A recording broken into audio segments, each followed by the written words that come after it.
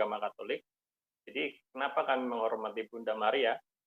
Karena layaknya seorang anak, kita tentu pasti menghormati orang tua kita masing-masing apapun keadaan orang tua kita, betul? Dan di situ orang Katolik merasa bahwa karena Bunda Maria merupakan bunda yang dipilih oleh Tuhan sendiri untuk melahirkan Yesus, dari situ berarti Bunda Maria merupakan orang yang memiliki keistimewaan khusus karena tidak sembarang orang bisa melahirkan Tuhan. Disitulah kenapa Gereja Katolik menguduskan atau menganggap Bunda Maria itu orang yang lebih diunggulkan daripada orang-orang lainnya karena kehormatan beliau melahirkan seorang juru selamat itu sendiri. Itu, Esther. Makasih Bang. Untuk pertanyaan yang selanjutnya, saya pengen tahu Bang, apa yang dimaksud dalam Katolik itu bulan Rosario sama abu putih? Bulan Rosario dan abu putih, Rabu putih. Yang ada Rabu Abu dan Kamis Putih. Rabu Abu. Ya, Rabu Abu. Bulan Rosario dan Rabu Abu ya? Iya. Iya. Jadi kalau bulan Rosario itu sendiri bulan yang dikhususkan untuk kita berdevosi kepada Bunda Maria. Sekali lagi saya ingatkan, devosi itu seperti bentuk doa kita yang ditujukan tetap kepada Tuhan, tapi melalui perantaraan orang-orang kudus tadi. Nah, doa Rosario itu biasanya didoakan di bulan Oktober. Atau kalau di bulan ini itu ada Mei, ada bulan Maria. Jadi kita itu ada bulan Mei dan bulan Oktober itu devosi kita dikhususkan kepada Bunda Maria yang sama-sama kita doakan melalui doa Rosario. Dari situ kita belajar untuk mengenang keagungan dari Bunda Maria itu sendiri. Itu untuk doa Rosario di bulan Mei dan Oktober. Biasanya kami mengadakan doa itu. Sedangkan Rabu Abu itu adalah masa permulaan Prapaskah. Kita tahu ketika kita memasuki Paskah, kita akan mengenangkan peristiwa sengsara Yesus. Nah, di Rabu Abu itu kita diajak untuk memulai pertobatan kita yang nantinya setelah itu disusul dengan 40 hari masa puasa. Jadi di awal Rabu Abu itu kita menerima abu di dahi. Abu itu sebagai tanda pertobatan yang merupakan lambang bahwa manusia itu berasal dari debu dan akan kembali menjadi debu. Maka di hari Rabu itu kami diberi abu, diingatkan supaya selama 40 hari ke depan agar berpantang dan puasa lebih mendekatkan diri lagi kepada Tuhan. Itu masa permulaan Prapaskah di agama Katolik Rabu Abu. Begitu. Ya Bang. Jadi kan aku lihat-lihat di apa Bang, di Google, searching kan Bang.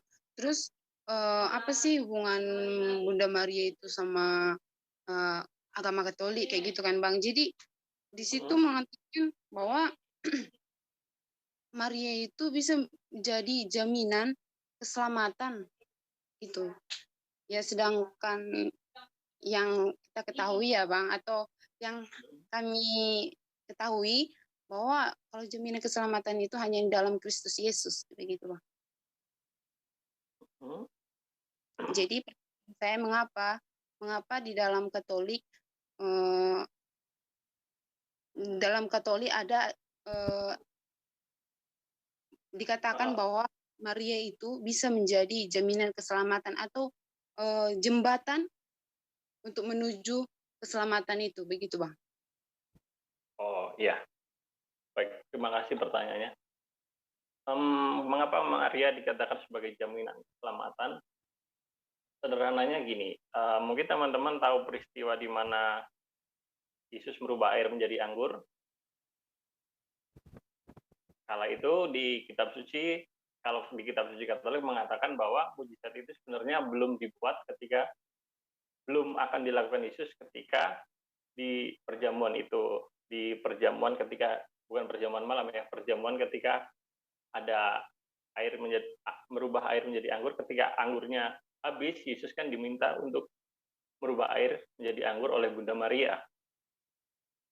Nah, dari situ kami menganggap bahwa Bunda Maria ini memiliki dalam tanda kutip kuasa lebih untuk mengatur si anak.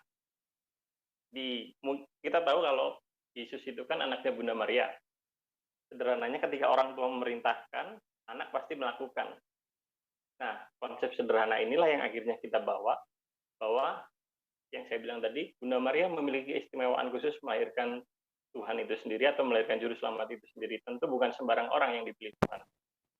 Dari situlah kita tahu bahwa Bunda Maria punya peran besar atau peran penting ketika apa yang kita mohonkan melalui perantaraannya bisa dikabulkan oleh Tuhan.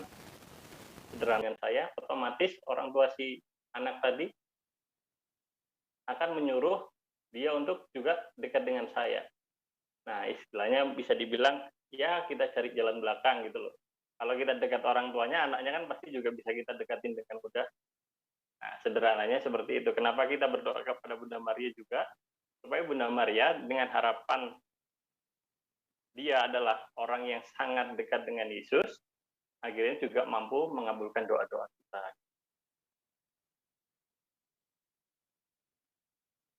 Ya, tapi bagaimana dengan nats Alkitab? Saya lupa nanti. Tetapi saya pernah membacanya di Alkitab bahwa dikatakan tidak ada seseorang pun yang akan selamat jika tidak melalui dia, begitu Bang. Melalui Yesus kan? Ya, benar. Memang tidak ada orang yang akan selamat tanpa melalui Yesus, dan itu juga diimani Katolik juga. Karena memang satu-satunya jalan kebenaran dan hidup ya melalui Yesus sendiri. Akan tetapi tidak ada salahnya juga jika kita berdevosi kepada atau kita berdoa kepada orang yang sudah dipilih Tuhan secara istimewa untuk melahirkan Kristus itu sendiri. Artinya orang itu memiliki nilai lebih di mata Tuhan itu sendiri. Dan itulah yang kenapa selalu Gereja Katolik tekankan bahwa Bunda Maria ini adalah Bunda yang kudus karena dia memiliki keistimewaan itu yang susah disangkal untuk siapapun juga.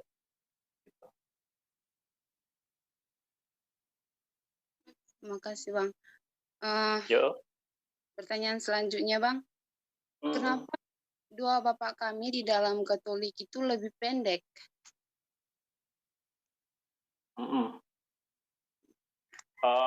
Sebenarnya ada versi, jadi sebenarnya ada versi panjangnya. Itu ada dua versi, yang versi pendek dan versi panjangnya. Akan tetapi karena pendidikan agama di Katolik di sekolah sudah menekankan untuk pengajaran yang doa pendeknya, akhirnya terbawa sampai lebih simpelnya aja. Dan kebetulan pendidikan agama Katolik di sekolah-sekolah juga mengajarkan doa yang lebih pendek itu tadi. Begitu. Ya Bang. Pertanyaan selanjutnya Bang. Di dalam apa ya? Apa sih Bang? Kalung rosario ya Bang? Ya, kalung rosario. Itu apa sih maknanya itu Bang? Rosario sendiri itu artinya untaian mawar. Jadi apa? Bisa diartikan untaian mawar. Untai mawar, bunga mawar. Nah, mungkin nanti bisa dilihat di Google untaian mawar itu. Kenapa rosario itu memiliki arti? Karena menurut tadi ada hubungannya tetap dengan Bunda Maria. Karena orang Katolik itu berdevosi kepada Bunda Maria dengan harapan seperti yang saya bilang tadi, apa yang kita doakan dengan perantaraan itu kita anaknya Bunda Maria itu sendiri kan. Nah, seolah-olah untuk mengabulkan doa kita itu tadi. Sedangkan kenapa rosario? Karena rosario itu merupakan devosi yang paling mudah di agama Katolik. Kan banyak devosi di agama Katolik itu ada jalan salib, ada devosi novena Roh Kudus. Nah, sedangkan yang paling mudah itu adalah doa rosario. Jadi doa rosario itu kenapa sering dipilih karena lebih praktis dan lebih mudah, bisa didoakan kapan saja, di mana saja, dan bisa dibawa kemana saja istilahnya kan kalung itu. Terima kasih Bang. Untuk pertanyaan selanjutnya, apa sih Bang makna apa sih tujuan atau makna itu bisa dikatakannya patung Tuhan Yesus itu di dalam salib Katolik, bukan yang kita ketahui kan bahwa kalau Tuhan Yesus itu memang sudah bangkit gitu. Jadi kenapa di dalam Katolik Tuhan Yesus itu masih tersalibkan begitu? Ya, terima kasih. Ya, ini korpus ya maksudnya ya. Patung Tuhan Yesus itu kami menyebutnya korpus biasanya. Tubuh Kristus itu sendiri kan yang masih kenapa? Mungkin saya tidak tahu, saya tidak belajar tentang agama Kristen Protestan lebih dalam. Memang agak sedikit berbeda di Katolik, karena kami menganggap bahwa hal itu akan selalu mengingatkan kami kepada Kristus yang menjadi manusia. Dan di situ kami selalu disadarkan bahwa kalian itu kami ini adalah orang-orang yang masih tergantung di kayu salib itu. Jadi kenapa Yesus masih ada di kayu salib dan belum bangkit, atau bahasa kasarnya kan seperti itu, belum bangkit, sebenarnya itu menyadarkan bahwa kemanusiaan kita itu masih terpaku di kayu salib itu, dan kita sadar kita ini kan pribadi yang lemah. Dari situ kita bisa lihat bagaimana Yesus yang menjadi manusia itu dulunya dia disiksa, sengsara, dan akhirnya tergantung di kayu salib itu, yang tujuannya adalah mengingatkan kesengsaraan beliau di kayu salib itu. Itu akhirnya kenapa korpus di salib di gereja Katolik tetap ada korpus atau tubuh Kristusnya itu sendiri. Gitu. Kasih Bang. Untuk pertanyaan selanjutnya Bang, mengapa pastor atau suster biarawati Katolik itu tidak dibolehkan untuk menikah? Iya, memang tidak dibolehkan. Itu ada alasan khususnya adalah supaya mereka lebih menghidupi dirinya itu seutuhnya untuk pelayanan kepada sesama. Contohnya seperti ini, misalkan kalau saya menjadi seorang pastor dan saya menikah, sederhananya uang kolekta atau uang persembahan yang diberikan umat itu, kecenderungan kita sebagai manusia itu kan sangat lemah. Kalau istri minta bedak, sedangkan umat butuh beras, mana yang harus kita turuti? Tentu kan tidak mungkin umat minta beras, harus istri dulu, bedak istri dulu yang dipenuhi. Nah, sederhananya adalah untuk menjauhkan mereka-mereka itu dari godaan-godaan yang menghilangkan fokus mereka kepada pelayanan. Jadi pelayanan mereka hanya terfokus kepada orang-orang miskin dan orang-orang yang membutuhkan pelayanan di luar sana. Dan sebenarnya itu juga didukung di kitab suci. Ada yang mengatakan bahwa memang ada orang yang tidak menikah dalam hidupnya, tapi juga ada yang menikah. Dan kedua panggilan itu tetap dihidupi di gereja Katolik, bahwa baik kita menikah atau tidak menikah, itu merupakan panggilan yang sempurna di mata Tuhan.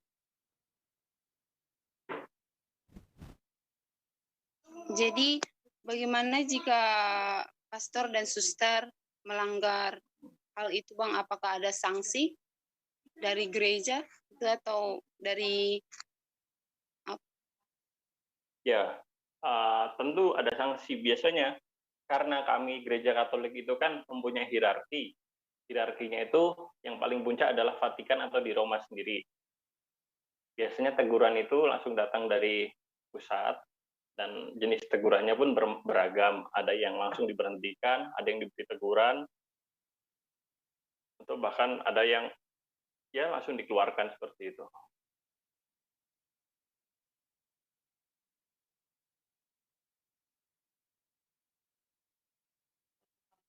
Terima kasih Bang. Pertanyaan selanjutnya, apa Natal dirayakan pada tanggal 25 Desember atau setelah tanggal 25 Desember gitu? Kan kalau Protestan biasanya kan Bang bisa melewati tanggal 25 pun bisa, tapi yang kami perhatikan di Gereja Katolik itu memang hanya tanggal 25 Desember begitu Bang. Saya tidak bisa menjawab pertanyaan ini karena ini ada dasar teologisnya yang cukup rumit dijelaskan dan saya belum menguasai itu. Saya harus mengatakan bahwa ini cukup susah untuk dijelaskan. Kalau pertanyaan yang satu ini saya belum bisa menjawab sepertinya.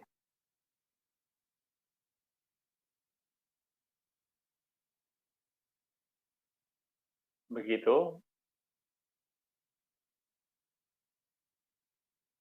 Oke Bang. Pertanyaan selanjutnya Bang. Bagaimana awal mulanya muncul istilah udah tadi. Apa yang membuat atau menyebabkan agama Katolik dan Kristen berbeda pendapat mengenai jumlah kitab suci, Bang?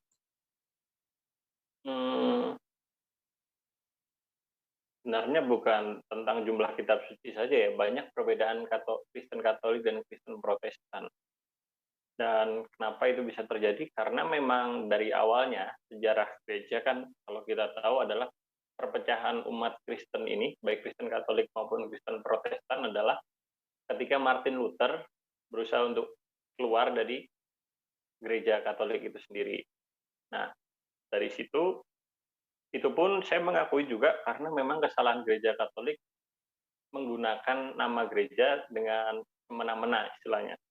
Disitulah Martin Luther mulai keluar untuk menegakkan apa yang benar menurut dirinya. Dan tetapi dari situlah mulai banyak perbedaan-perbedaan yang akhirnya memecah-mecah yang cukup sulit untuk ditemukan mana sumber yang paling benar atau tidaknya, karena itu sudah melalui proses pemikiran manusia yang berkembang dan terus berkembang.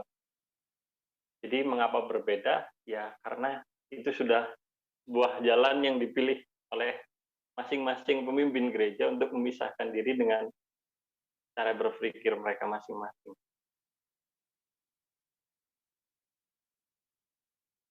Begitu. Ada lagi? Jadi Bang, apa perbedaan pokok yang paling mendasar antara Kristen Katolik dengan Kristen Protestan? Ada sih. Kalau di Katolik, kami mempunyai 3 dasar iman, yakni kitab suci, tradisi suci, dan magisterium gereja. Sedangkan kalau di Kristen Protestan mungkin kalian lebih tahu, kalau tidak salah sola fide, sola scriptura, dan sola apa satu lagi ya. Nah, itu yang paling sangat membedakan di situ.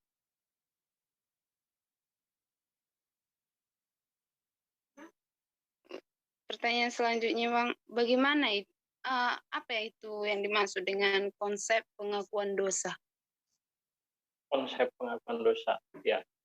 Jadi kita percaya sebagai umat Katolik, pastor itu diberi kuasa penuh sekalipun untuk mengampuni dosa-dosa manusia. Dan dengan perantaraan pastor itulah ketika kita melakukan pengakuan dosa dengan hati yang sungguh dan kerendahan hati yang tulus, maka dosa-dosa kita dipercaya akan diampuni oleh Tuhan itu sendiri melalui perantaraan pastor itu.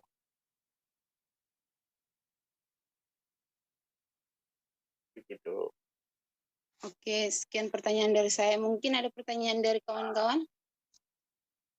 Tentang tanda salib sebelum berdoa. Apa maknanya itu, Bang? Ya,